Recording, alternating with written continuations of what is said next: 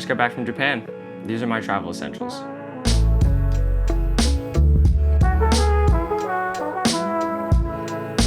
What's good, people? My name's Kyle, and like I just said, I just came back from Japan.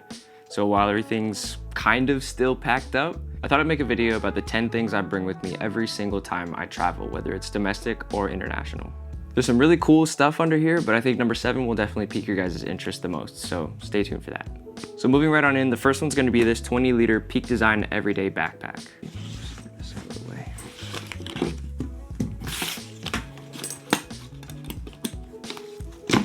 Boom.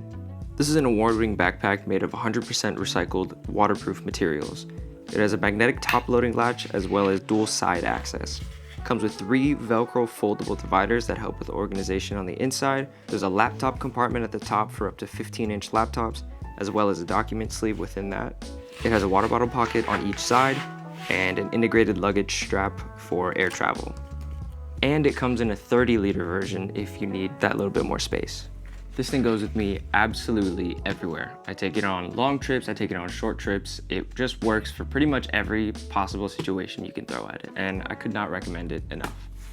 Now moving on, I take a camera on every trip I go on. This specific one, I took 2 cameras. One is the one that I'm using to film this, the A7C, and the second one was this, the Ricoh GR Digital 4. Now you might be saying, Kyle, they don't make a GR4 yet. They only have a GR3.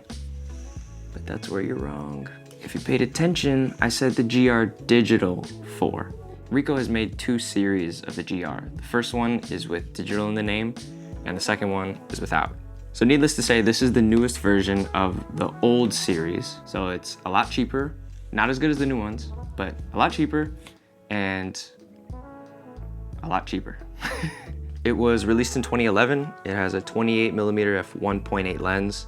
It shoots RAW, but it's pretty famous for its grungy black and white JPEGs, and it's only 10 megapixels, so it's not the sharpest.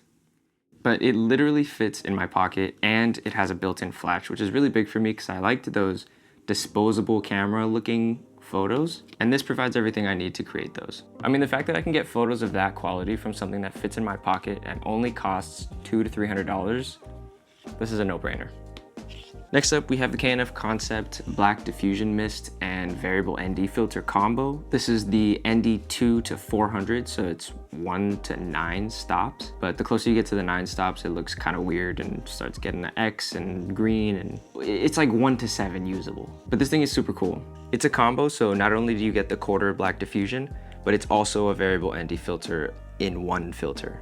K&F claimed to have 28 layers of coating on this thing, so it's waterproof, scratch resistant, oil proof, and is supposedly good at reducing reflections. And you probably can't tell, but this is not that filter.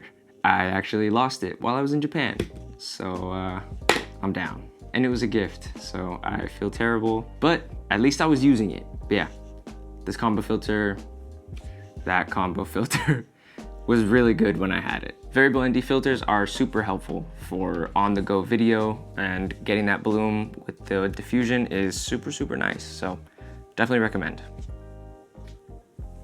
that one. Next up, AirPods. The biggest update with these was the case. The case has the new U1 chip, so you can use precision finding within the Find My app. And it also has a speaker in the bottom, so you can ping the case and it'll make a sound, so it'll help you find the case. And hopefully your pods are in there as well. You can do a 6-hour listening session on a single charge with the pods, and then if you put them back in and recharge it, you get a total of 30 hours of listening. Now again, they don't specifically have to be AirPods. I just mean any kind of noise canceling headphones. I can't wear big over-the-ear headphones because my ears are really wide. So when I wear them for too long and they're pushing down on my ears, it's like, it hurts. So I just stick with the buds, even though these fall out of my ears sometimes. I personally never had this experience, but you always hear people talking about babies on flights and how that can be the most annoying thing ever. So this is a perfect way to combat that. But the main reason I use them is because I don't like flying. I hate flying, I hate turbulence. So being able to just pop these in, completely cancel out the outside world and just focus in on my music, a TV show or a movie, just really helps me get into a better space mentally for the long flight or short flight or whatever flight you're on. So if you're like me and you don't like flying and you need some sort of distraction, get yourself some noise canceling headphones. I love that. Next up, we have a USB power hub. So this one is just a normal USB 3.0 quick charge power hub that I use for domestic trips. A lot of the trips I take, I end up taking with a bunch of friends, and we end up staying in one little Airbnb. So we run out of outlets pretty quickly. So I've thought to buy this, and it's come in handy many times. Not only do we end up charging our phones, but we end up charging cameras, speakers, all kinds of stuff. And so having an extra 10 outlets that are all quick charge is beautiful. And then for this one over here, I bought this one because obviously I was going to Japan. And it's actually funny because the plugs in Japan are pretty much exactly the same as they were in the US. And I don't think I really needed a different one.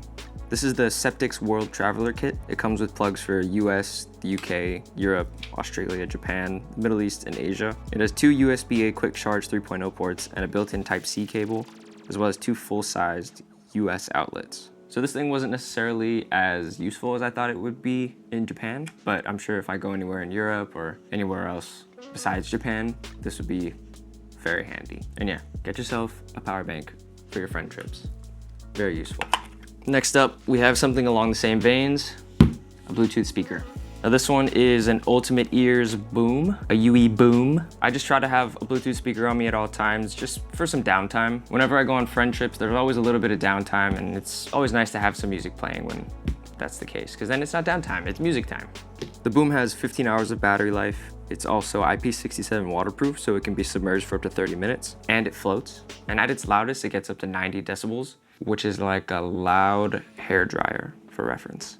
And it also has an app that lets you daisy chain over 150 of these together in what's called a party app. These are actually on sale right now on Amazon, so go check them out. Next up, we have the JYJ ZPB battery replacement and charger for the FP1000 batteries. Now, this thing is freaking cool. It's a 4-in-1.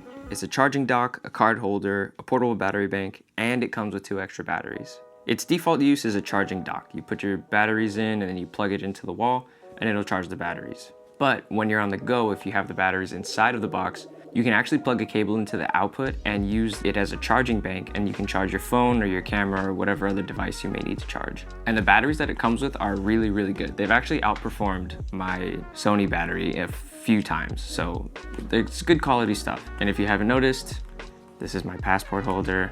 I also lost this freaking thing while I was in Japan. So if anybody's in Japan, please find it. This is like my favorite piece of tech. This is like the main reason I wanted to make this video, was for this little thing, and now I don't have it. But anyway, this thing is perfect for travel. I recommend it to any Sony user. I think they also have it in the FP50 version for APS-C Sony users as well. So whichever way you go, they got you covered. I just need a new one. Next up, we have a portable charger. This is an old one from 2016, I believe. It's an Anker 20,000 milliamp hours, so it can charge my phone like 9 times. And yeah, I mean, nothing special. Like I said, it's an old one, so it just has 2 USB 2.0s and then a micro USB input. It's got a button on the side so you can see how much charge you have left. And of course, just like flames on a car, if you put fake Supreme stickers on your charger, it'll charge 30% faster. Yeah, I mean, you never know when you're gonna need to charge. This is pretty self-explanatory. You just have a charger at all times. Next up, we have a mobile SD card reader. Since I sold my laptop to build this PC, I no longer have a laptop. So all of my photo editing while I'm on the go has to be on my phone. And this is how I get the photos on my phone. This thing can transfer both RAW and JPEG photos, as well as H.264 and MPEG-4 videos. The only thing is it's kind of slow. The max read and write speed is 15 megabits per second. But for a quick solution on the go, this thing does just fine. You can just plug it straight into the bottom, plug the SD card in, and then in your photo app, it should pop up as like an import button. And you just click import, select the photos you want, and then put them into your Photos app. And then from there, you can import them into whatever photo editing software you use, Lightroom, Visco, whatever. This is like $6, takes up no room, it just works. So yeah, next.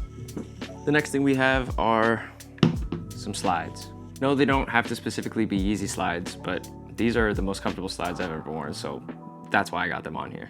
In general, I just mean a comfortable pair of shoes that's easy to put on and take off. I always go to the airport and see people wearing high top Converse, and I'm just like, you have to go through security. Like most places you go through security, you have to take your shoes off. Why would you make that process so much harder for yourself? Why not just wear something that's easily packable. These literally squish down to no space.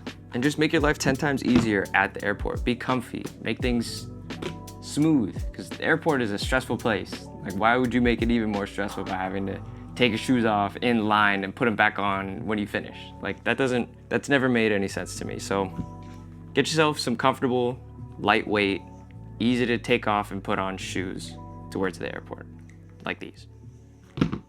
And those were my 10 travel essentials. Affiliate links to everything that I discussed in this video will be down in the description. I'll be sure to update if I showed you an older version of something. I'll put the newest version in the description. If you guys enjoyed, leave a thumbs up. If you disliked, leave 2 thumbs down. Leave a comment down below if there are any travel essentials that you guys have that I didn't mention here. And make sure you subscribe so you can see my next Japan travel vlog, as well as all the content that I'll be coming out with in the future. I'll see you guys in the next one. Peace.